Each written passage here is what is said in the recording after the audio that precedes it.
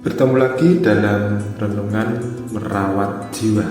Saat ini kita akan bersama-sama membaca sabda Tuhan yang diambil dari kitab Keluaran pasal 26 ayat 1 sampai dengan ayat 37. Di sini Lembaga Alkitab Indonesia memberikan judul mengenai kemah suci. Kemah suci itu haruslah kau buat dari 10 tenda dari lenan halus yang dipintal benangnya, dan dari kain ungu tua, kain ungu muda, dan kain kirmisi dengan ada kerupnya. Buatan ahli tenun haruslah kau buat semuanya itu. Panjang tiap-tiap tenda haruslah 28 hasta, dan lebar tiap-tiap tenda 4 hasta. Segala tenda itu harus sama ukurannya. 5 dari tenda itu haruslah dirangkap menjadi satu, dan yang 5 lagi juga harus dirangkap menjadi satu. Pada rangkapan yang pertama, di tepi satu tenda yang di ujung, haruslah engkau membuat sosok-sosok kain ungu tua, dan demikian juga di tepi satu tenda yang paling ujung pada rangkapan yang kedua. 50 sosok harus kau buat pada tenda yang satu, dan 50 sosok pada tenda yang di ujung pada rangkapan yang kedua, sehingga sosok-sosok itu tepat berhadapan satu sama lain. Dan haruslah engkau membuat 50 kaitan emas dan menyambung tenda-tenda kemah suci yang satu dengan yang lain dengan memakai kaitan itu, sehingga menjadi satu. Juga haruslah engkau membuat tenda-tenda dari bulu kambing menjadi atap kemah yang menudungi kemah suci.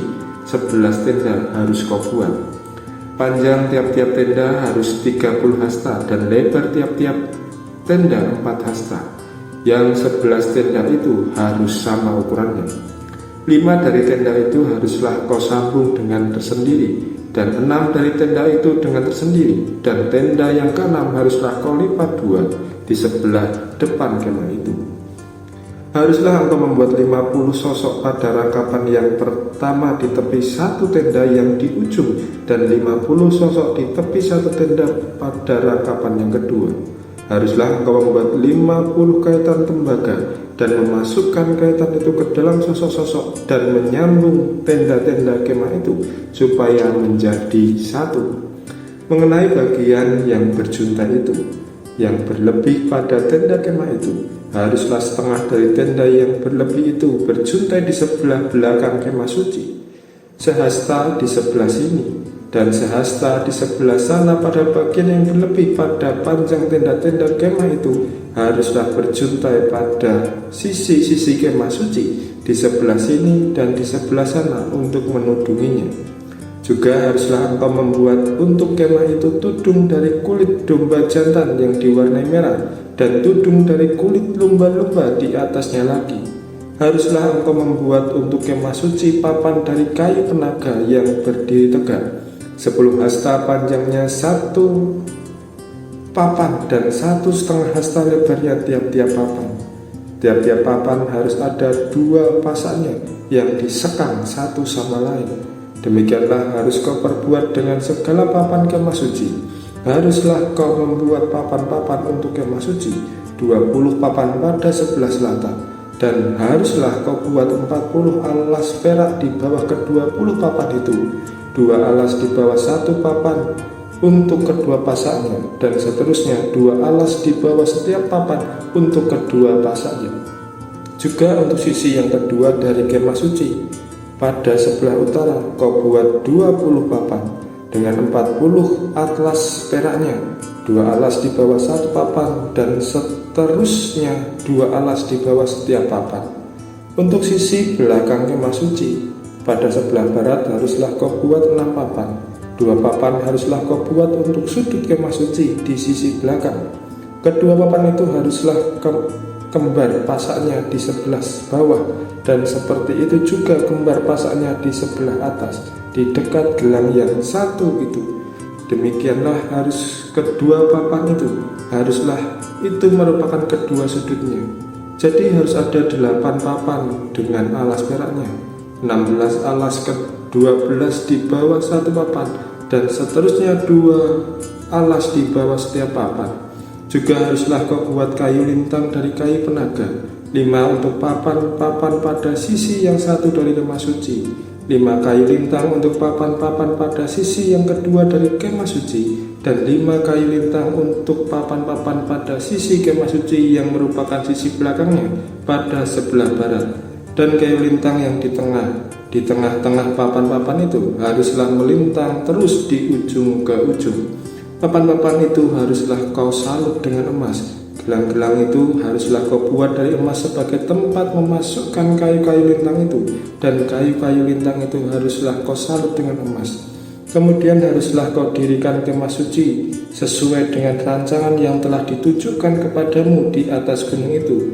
Haruslah kau buat tabir dari kain ungu tua dan kain ungu muda, kain kirmisi dan lenan halus yang dipintal benangnya. Haruslah dibuat dengan ada kerupnya, buatan ahli tenun.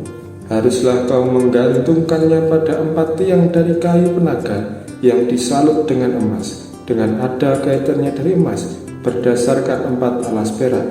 Haruslah tabir itu kau gantungkan pada kaitan penyambung tenda itu, dan haruslah kau bawa tabut hukum ke sana, ke belakang tabir itu, sehingga tabir itu menjadi pemisah bagimu antara tempat kudus dan tempat maha kudus. Tutup pendamaian itu haruslah kau letakkan di atas tabut hukum di dalam tempat maha kudus. Meja itu haruslah kau taruh di depan tabir itu, dan kandil itu berhadapan dengan meja itu pada sisi selatan dari kemah suci, dan meja itu haruslah kau tempatkan pada sisi utara. Juga haruslah kau buat tirai untuk pintu kemah itu dari kain ungu tua, kain ungu muda, kain kirmisi, dan lenan halus yang dipintal benangnya, tenunan yang berwarna-warna. Haruslah kau buat 5 tiang dari kayu penaga untuk tirai itu, dan kau salutlah itu dengan emas, dengan ada kaitannya dari emas, dan untuk itu haruslah kau tuang 5 alas dari tembaga. Demikian sabda Tuhan bagi kita. Tema perenungan kita saat ini sesuai dengan pola Allah. Sebagai manusia kita sadar betul bahwasanya kita ini adalah makhluk yang jauh dari kata sempurna dan suci. Semenjak manusia terjatuh dalam dosa, maka kesempurnaan dan kesucian dalam dirinya sudah menjadi rusak. Pemulihan untuk menjadi manusia yang suci tidaklah semudah saat manusia menjatuhkan dirinya ke dalam dosa. Hal ini menunjukkan bahwa berubah menjadi manusia yang buruk jauh lebih mudah daripada menjadi manusia yang tetap baik atau kembali kepada manusia yang layak di mata Tuhan. Perikop kita saat ini membicarakan tentang pembangunan kemah suci yang diperintahkan kepada bangsa Israel. Bila kita perhatikan dengan seksama, untuk pembangunan kemah suci tidak dapat dilakukan dengan sembarangan. Dari mulai bahan baku, tata letak, dan bentuk, pengarahan yang sangat jelas diberikan dalam membangun kemah suci.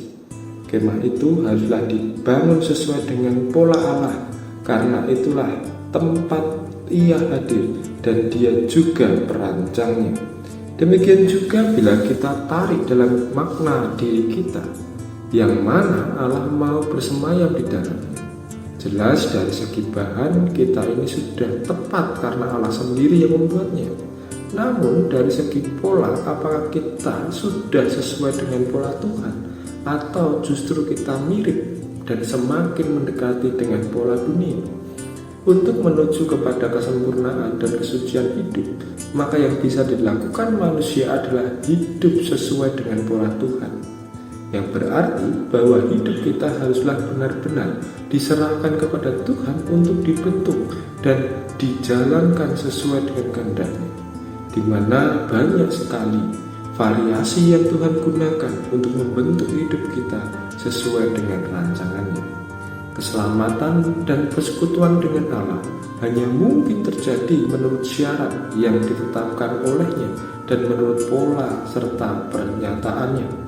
Serahkanlah hidup kita kepada Tuhan agar hidup kita dibentuk sesuai dengan pola yang Tuhan kehendaki. Amin.